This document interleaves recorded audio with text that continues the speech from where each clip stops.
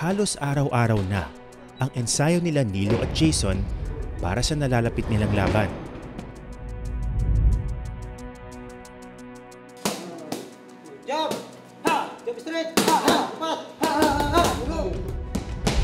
Hangad nila ang karangalan, pero may isa pang dahilan sa kanilang pagpupursige at mas malapit ito sa sikmura.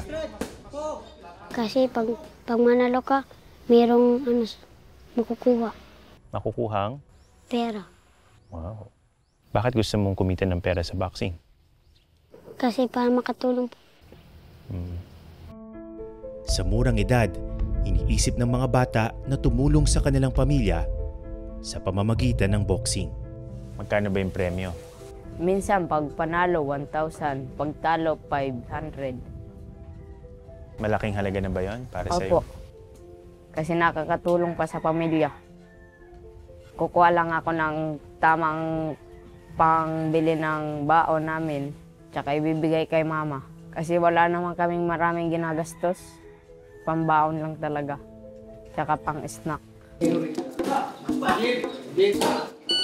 Kung si Arnel ang boxing coach ng mga bata, si Coach Don naman ang nakatoka sa kanilang strength and conditioning. Kamay.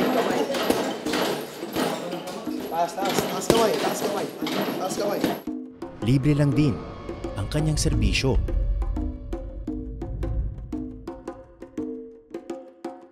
Anong tingin mo? Anong tingin mo sa chances nila? Malaking chance kasi masisipag din naman na yung mga bata. Negosyante at fitness enthusiast si Coach Don. Inimbitahan niya ako sa kanyang munting farm kung saan nag-aalaga siya ng ilang kabayo.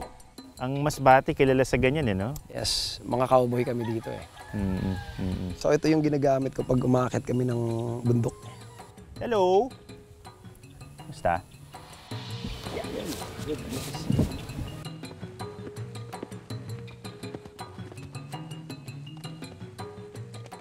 Para kay Coach Don, nasa dugo ng mga masbatenyo ang mga sangkap para maging boxing champions. Ang mga masbatenyo, matatapang yan, buo ang loob ng mga yan. Kahit matumba yan, babangon yan Ganon sila kapursigido at katatag. Sanay din sa